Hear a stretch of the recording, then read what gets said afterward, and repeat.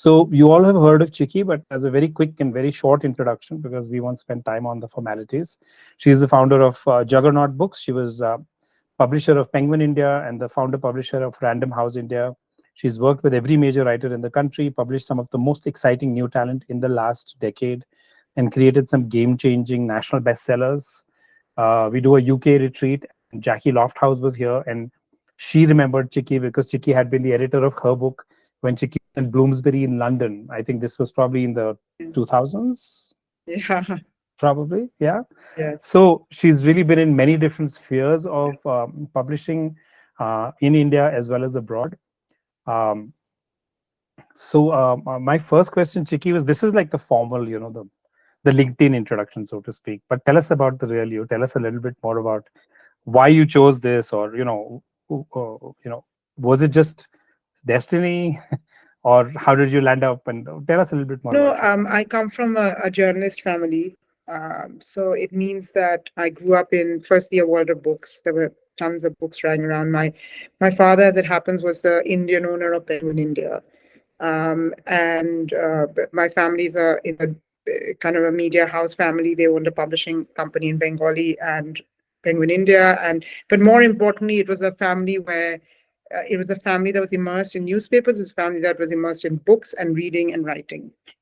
Uh, and I think we all know that, the culture that in which you grow up, the musician family, chances are that, their child will be, I'm not saying they're going to be a Mozart, but they may have more propensity to experiment or learn music or have some proficiency in it. I have a dear friend who's a very good artist, and her daughter's very good at, it's the energy she gave her child. She gave her, she bought her pens and pens and crayons and paper from a young age. So this little girl was drawing and watching her mother draw, and is very good at it. And so what you see growing up is, of course, feels, so what did I see growing up? I saw a journalist father. I saw millions of books on my living room table. I heard stories. I have there are stories that you tell about your family. I had a great grandmother who wrote her first memoirs in Bengali. She was the first Oh, wow. Bengali woman to write a memoir in the late 19th century.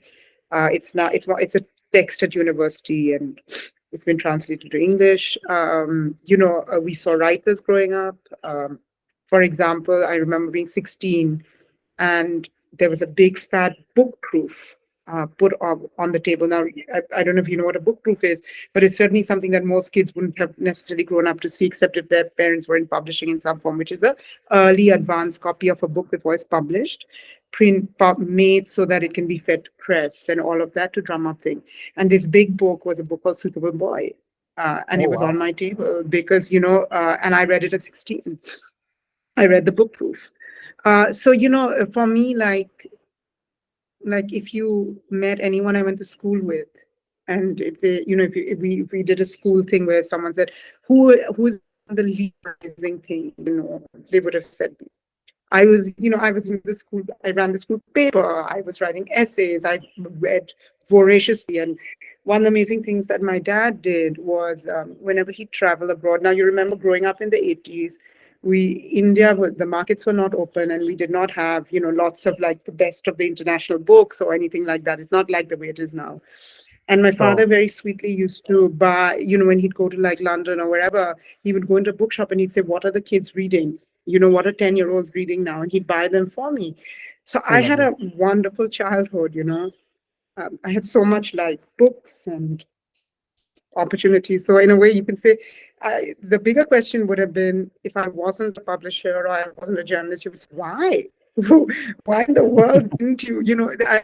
That's what I would say. So it was a very I finished university. I went to work in a publishing company called Bloomsbury. About a week after I finished my finals, and I've Okay. worked since. I never had a holiday, so I just went straight into publishing from my undergraduate life, and I worked in Bloomsbury for about 7 years, and then after that, I was a young, sort of, late 20s editor, young editor, not very impressive or anything like that. And Random House was opening in India. They needed an editor. And someone told me, they said, oh,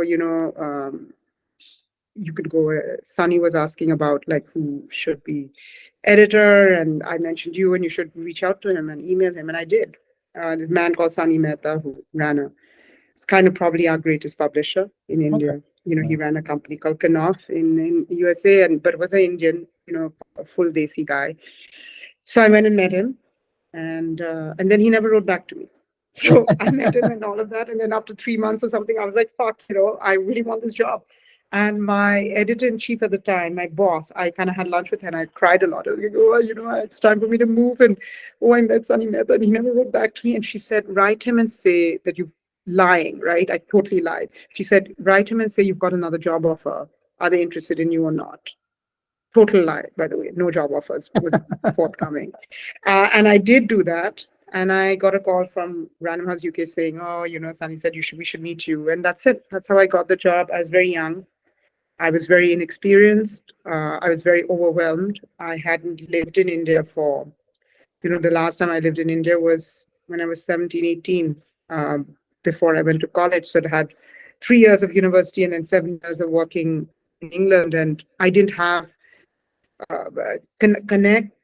networks. I didn't know writers. I didn't know designers. I didn't know copy editors. I didn't know anything about this world. And of course, everyone thought that, my father's quite a successful man, and that's how I landed this job, because how would someone like me have landed this very prestigious job? So I used to get a lot of bitching out behind, which I also found very hard as a young woman.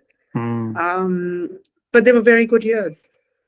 I mean, sometimes when things are very hard, they're also very interesting. So does that strategy work for getting a book published? Where we write to you and say, hey, somebody else is interested in my book? What it might do is it might get them reading the book, but it may not. In the end, look, the thing is, and this is one thing I will say, what I'll tell you really irritates me is when authors say, can I talk to you? Can I meet you? I'm like, why? 90% of books that I published, I never met the writer. My biggest hits, I never met the writer. The book speaks for itself, right? So I know that, there's a very Indian attitude, which is that everyone wants FaceTime. They want to come and have chai with you. And it's very also like, it's the way we were raised, right? It's how bureaucrat. I mean, it's when you meet some government officer, you need to sit out opposite. You have to go to a bank guy, you sit opposite him. So I know it's a very Indian culture thing. It is, listen, in some ways, we are a people-friendly country. I don't think this is necessarily a bad thing. There's good in this, but I find it very irritating personally. I like whatever can be done on WhatsApp messaging. I don't even like talking on the phone. So that's my particular bugbear, by the way. Please take that kind of with a pinch of salt. But look, typically, how do you get published in Juggernaut? Well, the big thing you have to know is that Juggernaut is a 95% nonfiction house. Now, the interesting thing about Juggernaut is that we have become solvent and successful. Our revenues are higher than many multinational companies India lists. Not all of them, but some. I mean, we're doing very well, like Touchwood. I'm really proud of what we've achieved at Juggernaut. But one of the things that we did very clearly is we said, look, India is a country of in general, if you did nonfiction, you would reach out to people who wouldn't say they were readers, but they were interested in the subject. Let me give you all kinds. So when I say nonfiction, it could be self-help, it could be history, it could be politics, it could be biography, it could be, we published a book called Early Indians, for example, which I think was one of the best books. There was a question, I'll come back to it in a second. We'll take all the questions after half an hour. But I think it was relevant to this, so I'm happy to weave it in if I can. I'll come to it. But anyway, so essentially the thing is, we look for nonfiction books. So if you're writing to me and say, I have a novel, please understand 99%, I'm going to say no. Right? And most of you don't write nonfiction. What am I looking for? I'm looking for lawyers to write about the world of law. I'm looking for doctors. I'm looking for scientists. I'm looking for archaeologists. I'm looking for, so typically what Juggernaut does is we kind of really delve deep into like professionals who we think can write accessibly, and that is the bulk of our work.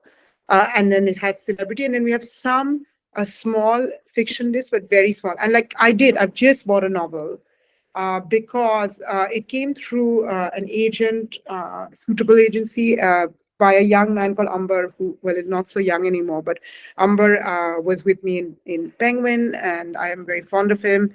And so he wrote a really excellent letter describing this book, which is a mystery novel.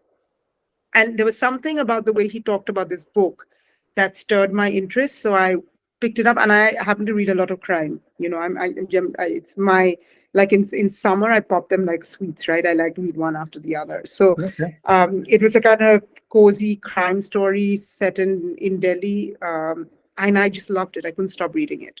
We do some management books. We will do philosophy. But we don't just say, oh, it's management, it's a concept. When I accept fiction, what do I look for? It's very, very hard because...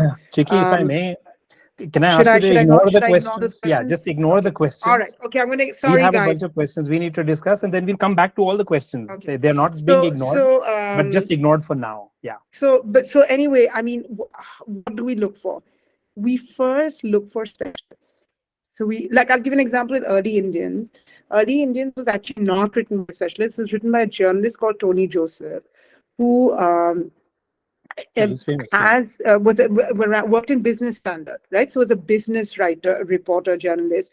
It happened that after he retired, he became very, very interested in, there's now a whole new kind of branch of DNA studies where people look at prehistoric DNA and then are able to get for example, who were the Aryans? Where did they come from? Were they from India? Were they from outside? And there's a man in Harvard who's doing an extraordinary cutting edge work for the first time, where he's working with sort of historians and archaeologists, but actually also biologists and people who work on DNA, and they're doing massive DNA-based studies on really pre-ancient the world, right? I mean, if ancient is like where there's writing and stuff, this is like really early. Now, Tony is obsessed about that area. So when these papers were being published in the West, in out of Harvard, Tony was writing pieces in the Indian publications explaining them, because you can imagine it's quite technical, right? So he, I saw some of the pieces he was writing because, he wrote for The Wire. I would post these on Twitter. I get a lot of book ideas from Twitter, as it happens, because I get access to new voices, new people, so with Tony, who I didn't know.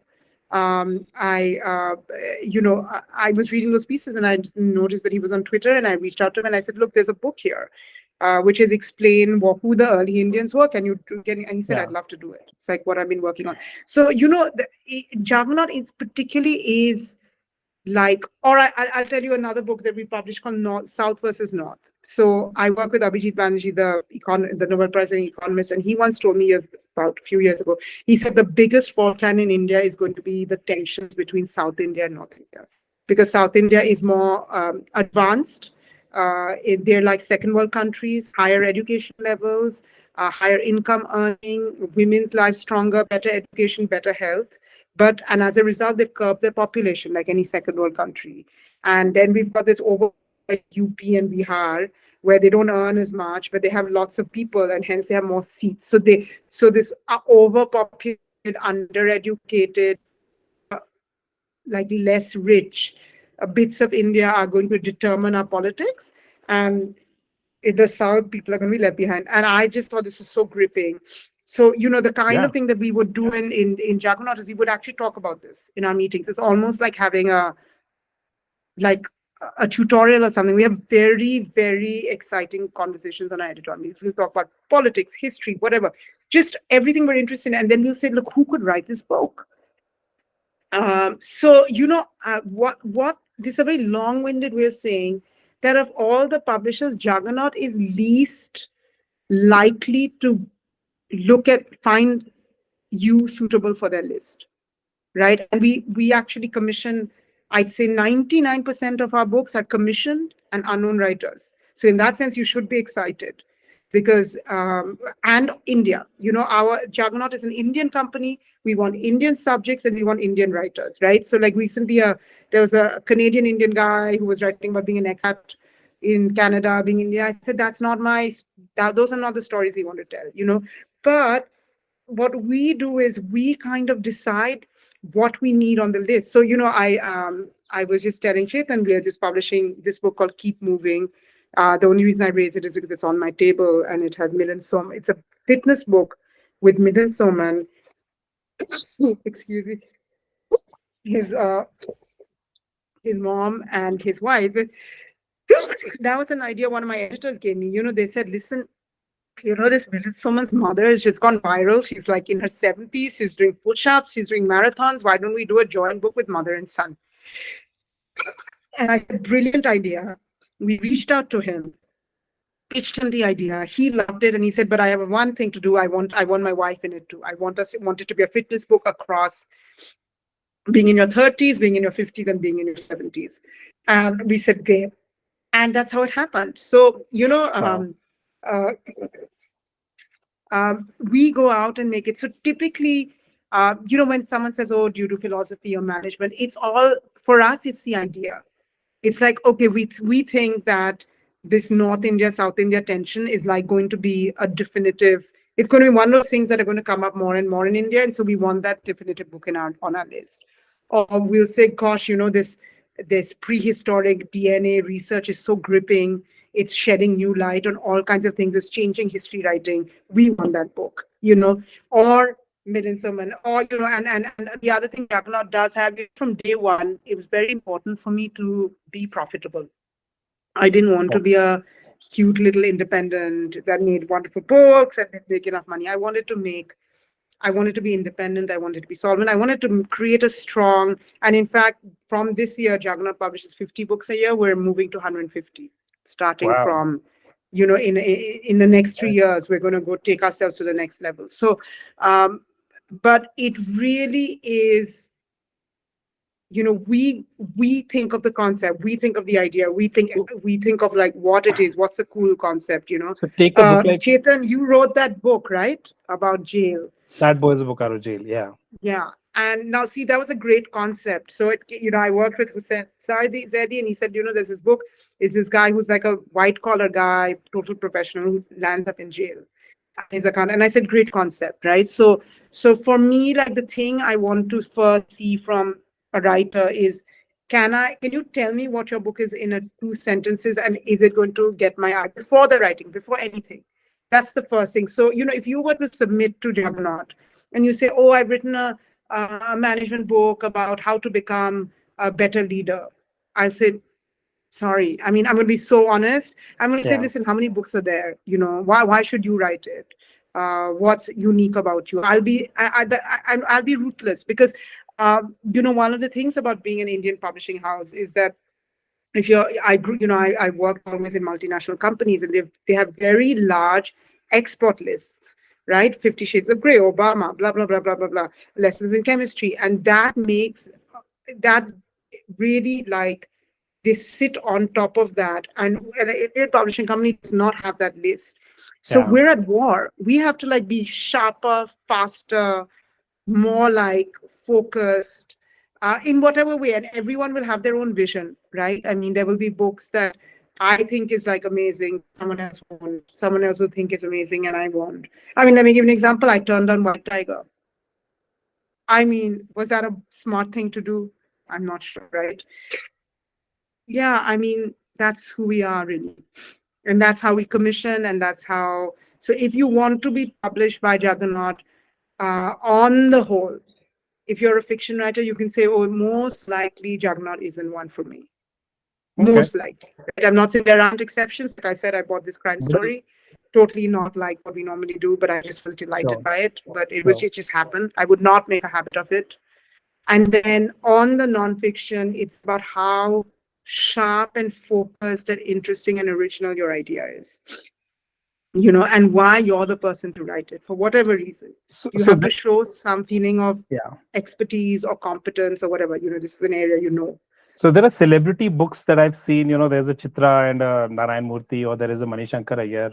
But then there are also, like, Kandasamy is not really big time mainstream. What you published is a book of poetry. She's more of an activist. So how does that fit in with the rest of the stuff that you're doing? We published her memoirs called When I Hit You. Yeah, I remember that. Yeah. That's very good. We're very proud to publish it. It's a searing memoir. And because we then publish her, we once you're in the house, you're in the house.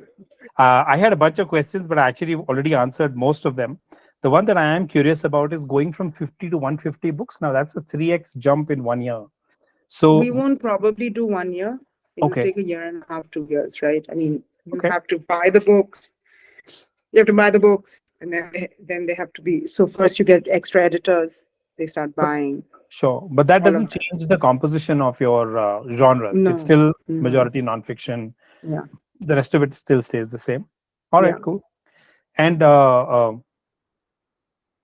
this knack, that was one of my questions again, this knack that you have for figuring out the book.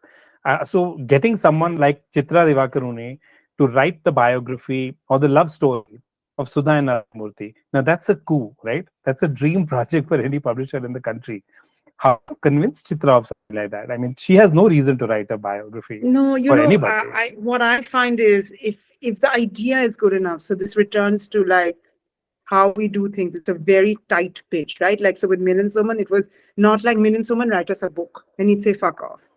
We said, no, Milind Soman, you and your mom should write a fitness book together. And he's tickled by it, right? Okay. It actually intrigues him. So if you can make really sharp ideas on the Murthis, we needed a very good writer. And I knew Chitra just a little bit. And I messaged her and I said, would you do it? And it turns out that she knows Sudha Murthy's brother a little bit. They were in college. Yeah. And so she was very intrigued by the project. It was very unusual for her and all of that. And they were in fact thrilled, right? Because they had a writer of her quality. So again, it's just, now how did I come up with the idea? I don't know. I mean, I have good ideas on occasion. It was a good idea. But what I mean is the tighter and better your idea, right? So instead of saying, oh, I've written a book on management, but if you write a really tight, you say something much more specific, much more sharper, much more focused, even to celebrities. So for example, I did a pregnancy book with Kareena Kapoor. Again, I did not go to Kareena Kapoor and say, will you write me your memoirs? I said, look, I've just been very interested by the way you've been very open about your pregnancies as an actress. You've worked through your pregnancies, you do shoots with your pregnancies, you're totally at ease with your weight gain. And I find that very, very, very attractive. And I think you should write a pregnancy Bible for us. And she loved the idea. So, but I didn't say, Kareena Kapoor, write me your memoirs, which is a standard thing to ask. So that's what I mean. It's like, we really go out and like find a very sharp, very focused idea for a person. And it's something that like it stands for them in some form, So then when you pitch it, they immediately go, Milind loves his mother, and they do fitness things together. So this idea of like writing a book with his mother really he just loved the idea. So he said, let's do it. But I think if I asked him for something else, he wouldn't have. If I said, just write me a fitness book for men, I'm not sure he would have. So a memoir fit into all of this, because it sounds like most of your books are not memoirs. Maybe Meena was an exception, or Uncommon Love was an exception, but most of them are more about knowledge or about insight rather than about somebody's life. Would that be accurate? Yeah, I mean, we have, for example, a very strong history list, extremely strong. So and we'll have very interesting conversations internally. I mean, my editorial team is just like, I cannot tell you the level of intelligence on that team. They are just brilliant. So they'll, we'll say, oh, like one of the things we've decided is that the Mughals are like tired. No one wants to read any books on the Mughals. So we notice that the earlier you go, the earlier. But of course, those are the hard. But you did Parvati. We did it, but it was like, and it did nicely, but it wasn't a crazy success. On the other hand, Anirudh Kanisetti's Lords of the Deccan was a very great success, Right. medieval India and South India. So the other thing, by the way we talk about books, so for example, because of South versus North, among other things, one thing we've realized, I mean, anyone will tell you this, I'm not saying anything very brilliant, but that South India is just a more professional middle class society than North India. Okay, average. So you will now. What does that mean? It means, and we saw this on our app and on the data, that the readership in the South is stronger than the readership in the North. Now, the minute we saw that and understood that, we asked ourselves something very simple. We said, why aren't we commissioning for the South? Why aren't we commissioning books on? Why are we bothering with the Mughals? North Indians don't read, but South Indians, we should commission their history, their politics, find voices from their fiction. So you'll see that actually Juggernaut is a very strong South India list, extremely strong because of this. That's what I mean about how focused we are, right? But yes, we do. We'll have an editorial meeting where we'll say, okay, listen, what are we missing in history that we need to be commissioning now? What do we have already? What are we missing? What are we missing on the politics side? Who are, and so at the end of that meeting, we'll have 20 names that we can pursue. Perfect. Okay. Let's see. So the first question is about Juggernaut is close to submissions lately. Is it open now? Yeah, I think we have an email called submissions@Juggernaut. I don't know whether it's working or not. I should check. How does Juggernaut feel about travel and philosophy? I can't say that. I mean, it'll depend on the book. Fair enough. They're not generic. I mean, it's like, how do I feel about history? We publish history, but that doesn't mean we publish every history book that gets pitched to us, right? Yeah. Management you already books, described. Yeah, we do it. We're just doing a book on Tanish. We did a book on CEO Factory. When you do accept fiction, so I think typically Juggernaut's fiction list is high literary, and we tend to do translations. Okay. So we do Jay Mohan, we do Benjamin, we do Perumal Murugan, it's like that. What about poetry which stems from social stuff? We really don't do much poetry. So we do Meena because she's part of the family, and we'll do anything Meena writes because we love her. And we did one young poet, and the reason I did her is because she was very ambitious and pushy. And I rather liked her. I love pushy girls in particular. I have a very soft spot for them because I'm a pushy person. So when I meet a very ambitious, pushy girl, I have it's a personality thing. I mean, there are people who probably find that irritating, but I love women who fight for their corner, and I love women who are ambitious, and I just find all that very exciting and wonderful, and so this girl was just like, I'm going to do A, B, C, D, wah, wah, wah, wah. And I was just like, you know what? I don't even have to do anything with this girl. I just will print this book and she will just publish it all by herself. And I warned her and I said, look, we probably won't do very much. And I can see why you might find us frustrating. And I was very honest with her. And so we have published her book of poems because she was just kind of a cool chick.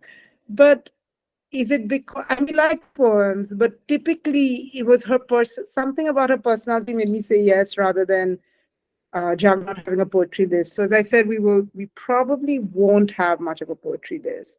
Okay. If we are professionals looking to write about our areas of expertise, how do we proceed? You should look at best-selling nonfiction books in the West and look at how sharp they are. There's always a thesis, like there'll be a thesis all kinds of things, right? I mean, it could be someone saying, Atul Gawande, who's a doctor, writing about his checklist manifesto, or there might be someone who does food and nutrition, but who will have a very particular viewpoint, a very original viewpoint. So if you're going to kind of approach it like Wikipedia, I am a nutritionist. These are the areas you have to watch out for. Blah, blah, blah. I'll be bored out of my brains. But if you say, look, if I'm, I'm a nutritionist and I've noticed something. I've noticed that in India, there's a correlation between rice eaters and X number of diseases. I'm making this up, right? But I say, oh, really, like there is some correlation between rice eating and stuff. So the sharper, more original your viewpoint is, informed by your own work, right? Um, uh, the more interested I will be by it across any discipline, right? Awesome. Um, That's very, very helpful. Yeah. um, so that's how I would I would go, which is that really think about truly be original. Originality takes a lot. There's lots of books on health, lots of books on management. So what is your special sauce? And in the West there are tons of these books which you can really like there's a book, for example, I remember one of my ex-CEOs loved, called How Not to Die. That was the title. And it was about like foods that improved your longevity of life. Okay. Great title, How Not to Die. And great concept. So you're, on one hand, you're a nutritionist. You're reading, you probably may, as a nutritionist, know many of these areas or many of the things this person's saying. But the angle in which this person wrote it makes it very compelling. Okay. Very nice. So I would really look at, and you know what? Here's the test, the dinner party test. You have dinner with buddies, say something out there, like from your work, from your own work, and see how they respond. Like, okay, I'll give you an example. Like, I remember years ago, I did a book by Sohail Seth, and it was a book on social networking. And in it, he had a piece of advice, which I asked him. I said, because I was very young at the time, and I used to find that, I moved to India in my late 20s, and I looked kind of in my mid 20s. I didn't look very mature, and so people really they were patronizing towards me and didn't take me seriously. And yet, because of my position, I would often get invited into a quite a fancy dinner, and I'd be seated next to someone quite important. And I asked her, I said, how do you like make an impact on a let's say somebody quite important is sitting next to you? How do you get them to notice you without being super obnoxious? Like super, like, oh my God, talk to me. Like if you want to be a little bit dignified and at the same time you want to be like, be noticed. And he gave advice, which I always remember. And I used to say this at parties, and people stopped, right? It was like, and so I have the dinner party test where if I say something and then people get like interested, then I know that like this book is going to work. So he said, always have an opinion. Like if you say, oh, are you going anywhere for summer? And he'll say, yeah, I'm going to Simla. It's so hot. We go to the mountains every year. And then typically you would say, oh, that's lovely. It's such nice weather. Gosh, I wish I were going to Simla. Instead, you say, Arey, sir, why are you going to Simla? It's so uncool. You should be going to, I don't know where, like Croatia or something, right? Now, it's a very Suhail approach. I'm not sure I could fully pull it off. But I actually found it very useful, because what he was saying is that if you can step out of your small talk mode, they'll remember you. They'll say, oh, that girl who was like teasing me about Croatia, right? I remember when I did Rujuta Devekar, the dietitian, and she said, she had this rule. I said to her, listen, we're going to write a diet book. We need rules. She said, I do not do rules, Chiki. Rules are not. I'm like, please, Rujuta, do some rules. So the first rule was, do not wake up to tea and coffee. Oh my God. I remember when I was doing this book, right? Everyone, because in India, we wake up and we have that tea or coffee with our Mary biscuit, right? Yeah. And at least there was a generation that did it. I'm sure now all the rest of us are all very healthy and we don't do that. But like my mother was definitely that woman, she'll have her chai, she'll dip her tea with her marine biscuit, she'll read the papers, and then she'll go do her toilet, get dressed, and then have a proper breakfast. And the fact that like this woman was saying, do not wake up to tea and coffee, people's eyes just went. I remember I used to say this at dinner parties, saying, I'm working with Kareena Kapoor's nutritionist, and that's what she said. They're like, wow, really? And whether they agree or not, I got a response out of them, right? And that was I find it very, even now to this day, it's a great test. Because, typically the reason a book is a hit is because it's not just me who finds it interesting, it's you guys who find it interesting. That's why you're buying it. It's not like I have taste that's like far away from the rest of you. I'm also interested in looking slim and eating pakoras and doing both, right? And as is like many of us, it's a human desire to cut your cake and eat it too. And can this woman, and Rujita sort of in a way was saying you sort of can. You don't have to go on this crazy diet to be slim and whatever, whatever, whatever. So so with again, if you're going to proceed, and you have to be ruthless about how original you are. You have to be ruthless about how tight you are. Don't use your friends as feedback.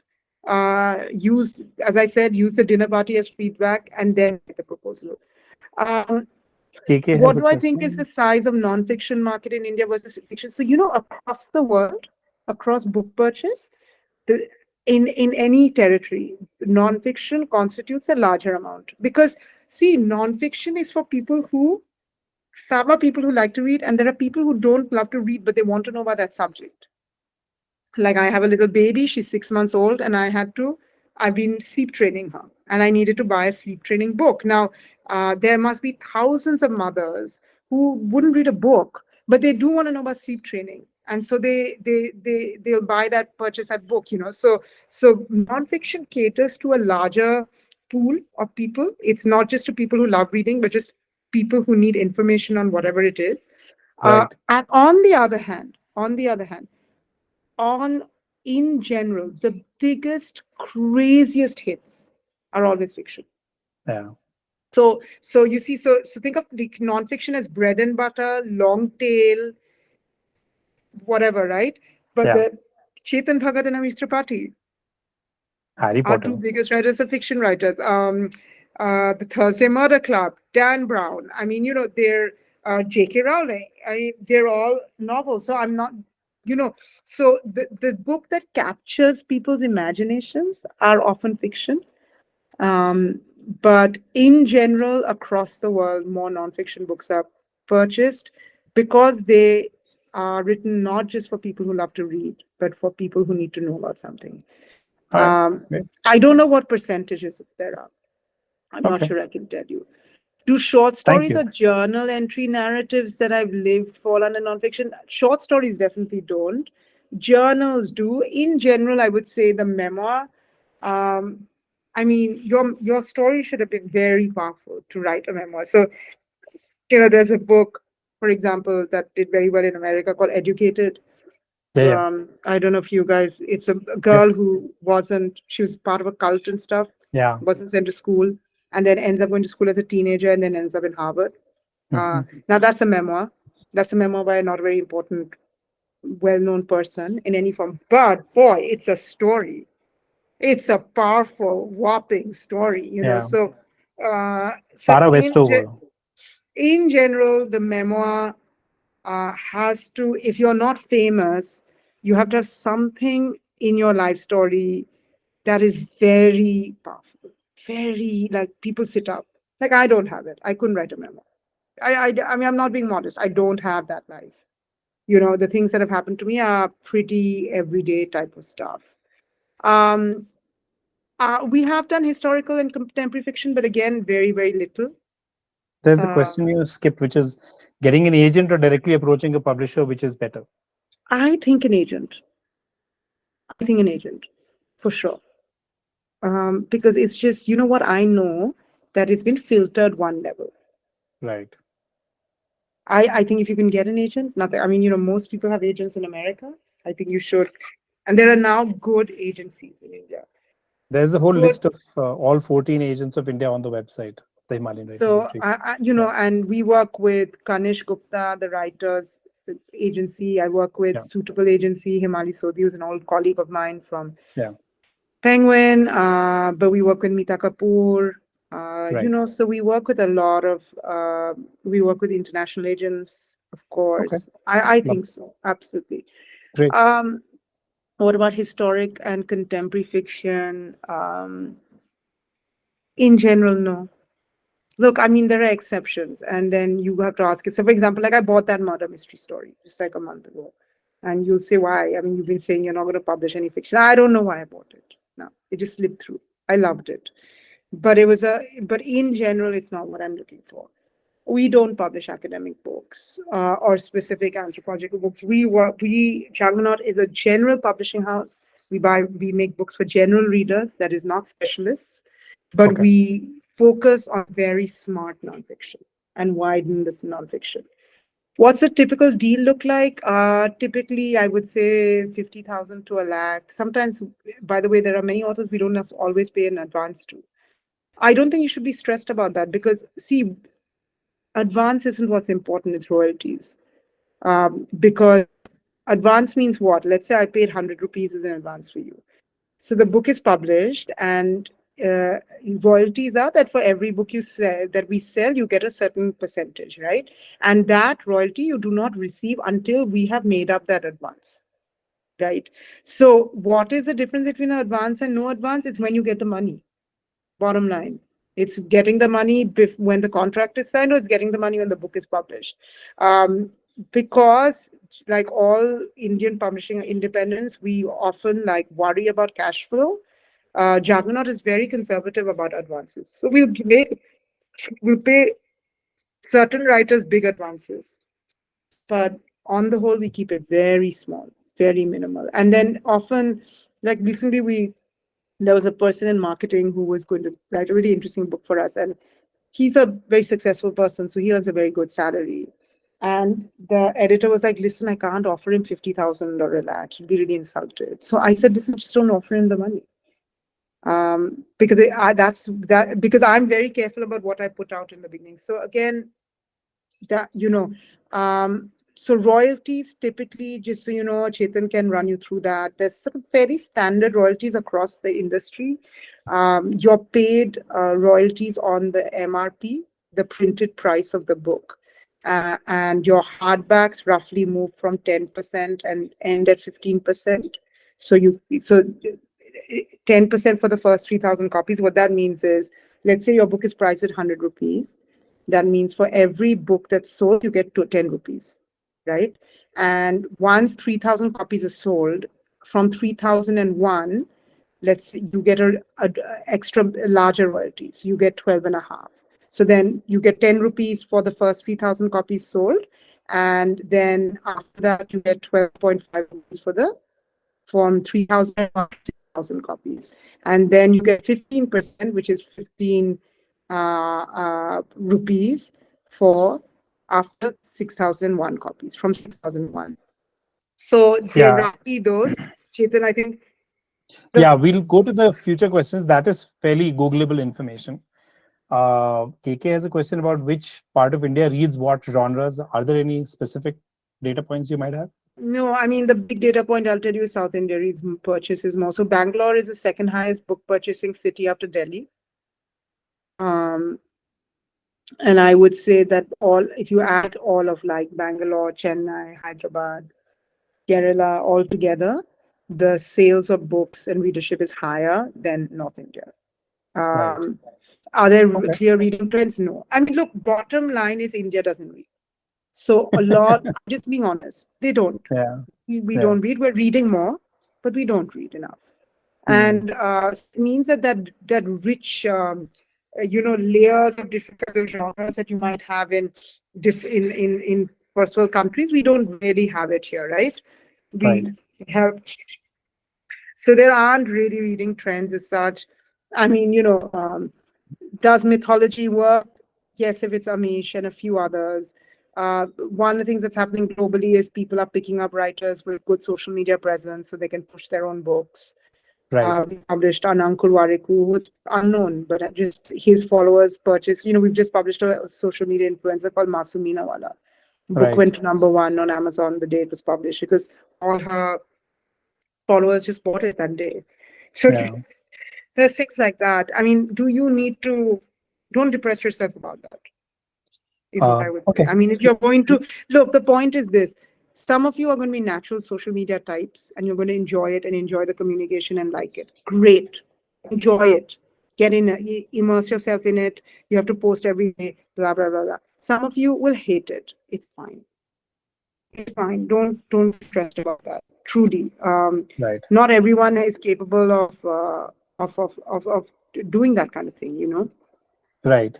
The next question is, within nonfiction, which genres would you foresee growing in India? And can you think of a book that you published which felt like a big gamble that paid off?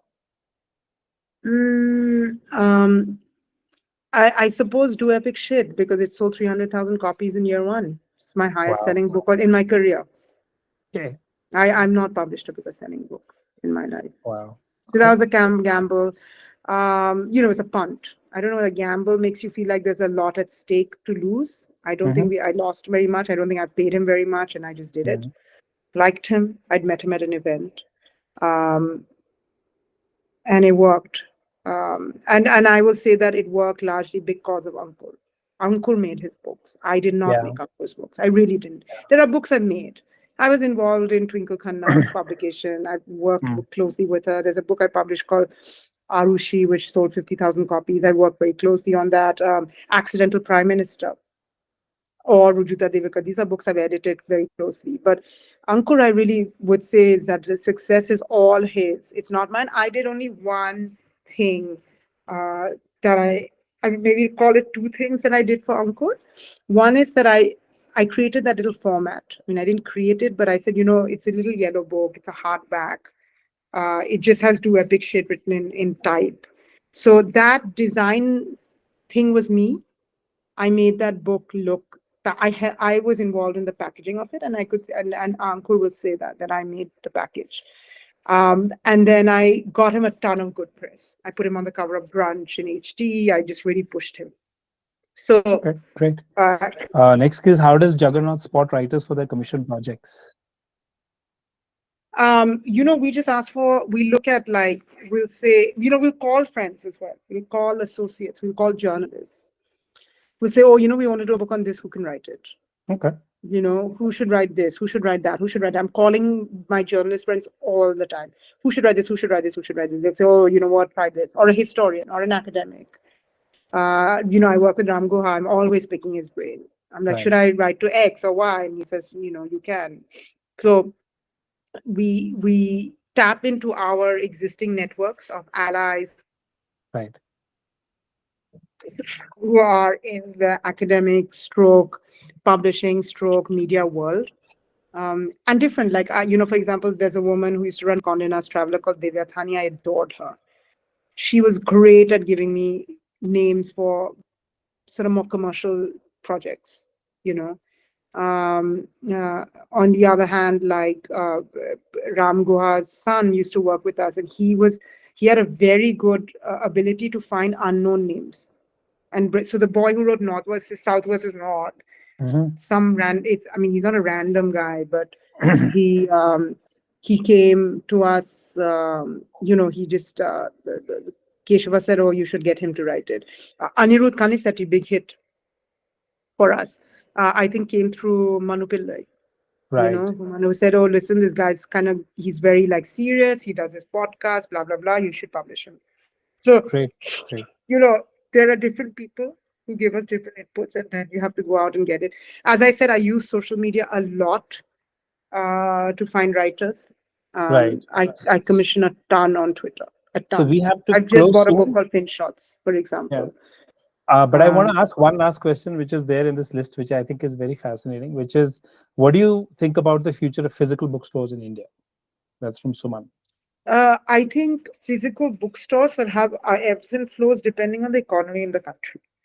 So, there'll be, like we've had in the 15 years or 20 years that I've been in Indian publishing, there'll be periods where there'll be a new chain that'll come and they'll put in a lot of money and they'll open a lot of bookshops and then they go bust.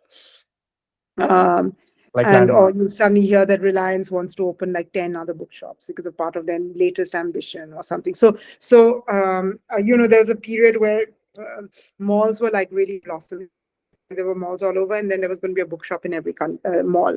And suddenly we saw lots of new bookshops. Most of them didn't last because malls are expensive. What I am seeing now is that there is, we have a lot of now increasingly good independent stores, and they are growing. So you take Barney and Sons, which is a store in Delhi, in Khan Market. Now, 2 stores in Saket, they own a store in Gurgaon, they've opened one in Chandigarh, they've opened one in Calcutta. Yeah, you know. So it's up and down. sure. It's up and down. It depends on market forces. It depends on the economy. It depends on people getting. Um, do I think they'll exist? Yes, and especially. Oh, someone wants to say hi. You want to say hi to all these people, Keshav? Um, so, We want to say hi to him. Keshav, these are all writers, and they want to ask me about how to write books. Mama, Yes, oh, my dinner come. your dinner's already here. I can give it to you in 5 minutes. And sorry, this is my Sunday life. I'm really sorry. We don't have help on Sundays, so it's We just free appreciate your time. taking the time out on a Sunday. Really thankful for that. We still have a lot of questions, So but what do I I think know with it's yeah. bookstores is, look, in the end, the Mhm. thing about any bookstore in the world is that there's only one thing to make it work. The person who runs it has to choose the right books that sell from their bookshop. Okay. Yeah, And they have to have enough of a balance where they're not buying lots of books that are not going to sell, and they create and different areas have different readerships. So like Bari and Sons in Khan Market has a very like lawyers go there, diplomats go there, that type. So history, right, political books tend to do well. right. But in Saket, they have a lot of management books. So Mm. understanding who is coming to your bookshop, and being agile and not having too much stock and picking the right books and all of that, it's a particular art. And I wish I could say that loving books is enough, but loving books is not enough. And there was a young man that I met about 2 years ago. He was like straight out of college, and he'd started these bookshops. And he had tons of these international bestsellers, lining his store. And he was so enthusiastic, so passionate. And I was thinking, who's buying this? We don't Yeah, have India is India. People are buying Kalam and whatever. I mean, they're not, it's a lot of cheesy books, right, that they yeah, buy. So these very cool international books are not all like he had shelves and shelves of like Everyman classics or Penguin hardback classics. And I was just thinking, I bet you that no one's going to buy these. mm, But they look beautiful. They look yeah, gorgeous. So yeah. excited. He was such a sweet boy. So, the thing about bookshops is that you have to say, who's my audience? What will they buy? Um, can I get them those books, and being able to. I love that I saw another little kid who was sitting here. Hi. Um, and yeah, that's so. What do I think? I think they'll exist. I don't think they're going to go extinct. I think they're doing very well. And I think the independents who again have more, they start small, they know their audience, they know like what works for them, they're able to actually do well. All right, great. That's very, very fascinating. Well, thank you so much for your time, Chiki. It's been fantastic. And I really, really appreciate you taking time out on a Sunday evening, juggling so many things and not being well and still spending an hour with us. Thank you for And I being your think patience, because I've been sneezing and having calls with Zomato, and please thank you for not not at being all, stressed, annoyed by all that. not at all. But And it's listen, been a best great of session, luck. really insightful. So thank you. Yeah. And I would say, be sharp, be critical, be your critic, and have and you find a friend who can be your critic. You don't need a professional, a friend. Often, by the way, a lot of famous writers I know, their first readers are their spouses who are not publishers. Right. So why is that? I mean, I think like Will Dalrymple always gets his wife to read it. She's an artist. So, the reader you want, they don't have to be like some expert. So it's someone who knows you and who can really be honest with you and also has good, honest points. Like, I found this boring. Like, it just lost me. You need Sure. someone to tell you that, right? And you just need someone who is able to articulate their response to a book. You know. Yeah. Thank you so much. Listen, I'm going to run to give dinner to my child. Sure. Um, and best of luck, and thank you, Chetan. This is you have such a great initiative, so it's great that you're doing it. And Thank I you. hope our other authors come and take part in this more often.